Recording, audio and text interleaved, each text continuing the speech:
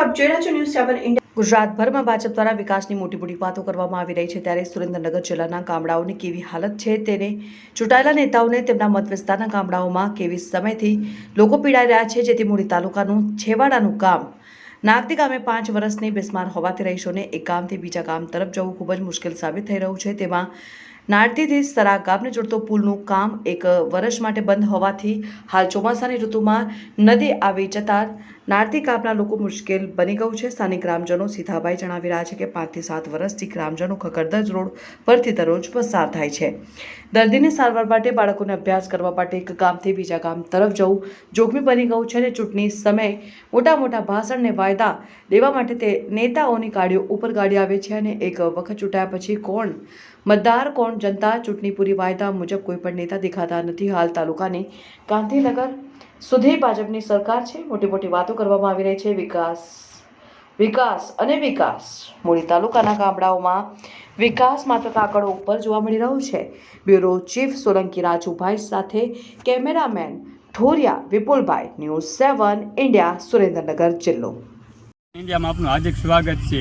મૂળી તાલુકાનું છેવાડાનું ગામ એટલે નાળેદ્રી ગામની સમસ્યા ઘણા સમયથી રોડની છે, ત્યારે નેતાઓ 5 વર્ષ મત માંગવા આવી રહ્યા હોય ત્યારે અત્યારે હાલ જઈ પરિસ્થિતિ એક બાર આંટો મારવે તો ખબર પડે, અને સ્થાનિક અહીંયા આગેવાનો અને મજદૂર લોકોને બહુ તકલીફ પડી રહી છે। અને મૂળી તાલુકાનું છેવાડાનું ગામ નાળેદ્રી હોય કે આંબેડી હોય કે રામપર હોય, ત્યારે એ રસ્તા ઘણા સમયથી બેસીમાર છે। 5 થી 7 વર્ષથી અંદર જઈ પરિસ્થિતિ છે, પણ આજ લગી કોઈ સ્થાનિક જવાબદારી લેવામાં કે નેતાઓની આવી નથી। ત્યારે આપણે અહીંયા હાલ સ્થાનિક યુવાનો છે એને આપણે પૂછી શકીએ કે કેટલા વર્ષથી સમસ્યા છે અને કેવી હાલત છે અને કેવી પરિસ્થિતિમાં એ ગુજરી રહ્યા છે। ત્યારે આપણે સિંધાભાઈ અહીંયા છે, ત્યારે એમને એક પ્રશ્ન કરવી છે। સિંધાભાઈ, કેટલા વર્ષથી અહીંયા સમસ્યા છે? આપણે 7 વર્ષથી આ પુલનું કામ ચાલુ છે 12 મહિનાથી, હજી કોઈ પૂરું નથી કર્યું। છોકરાને ભણવા જવામાં, દવાખાને જવામાં બહુ તકલીફ પડે છે। તો અહીંના નેતા છે એ મત લેવો હોય તો અહીંયા હાજર આપે છે, અને અત્યારે 5 વર્ષ પછી કોઈ સામું જ નથી જોતું। આ રોડની હાલત તમે જુઓ, આ પુલિયા જુઓ તમે। અહીંયા મૂળી તાલુકાનું નાળેદ્રી અમારું છેવાડું ગામ છે, અહીંયા કોઈ સામું જ નથી જોતા। ત્યારે હાલ તમે અહીંયા શિક્ષણ કરવા જવું હોય તો મૂળી તાલુકામાં અહીંથી 40 કિલોમીટર જેવું થાય છે, અને મોટા દવાખાને પર જવું હોય તોય તકલીફ પડી રહી છે। ત્યારે આપણે આ બીજા પણ યુવાન છે, ત્યારે એમને પૂછી શકીએ કે કેવી રીતે પરિસ્થિતિમાં ગુજરી રહ્યા છે।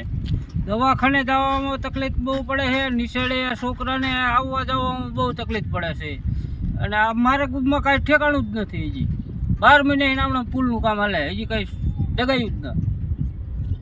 ત્યારે આ નાનું એવું ગામ છે, અને ચૂંટણી સમયે અને મત માંગવા હોય ત્યારે નેતાઓ બહુ આવી રહ્યા હોય, ત્યારે આ મોટા પ્રમાણમાં વરસાદ બહુ થયો ત્યારે આ રસ્તો બંધ થઈ ગયો હતો બ્લોક, અને પાછળ બ્લોક થઈ ગયો હતો। ત્યારે 5 દિવસ અંદર લાઇટ ગુલ અને થઈ હતી। ત્યારે હું વિપુલભાઈ ઠોરિયાને કહું છું કે દ્રશ્યો દેખાડે।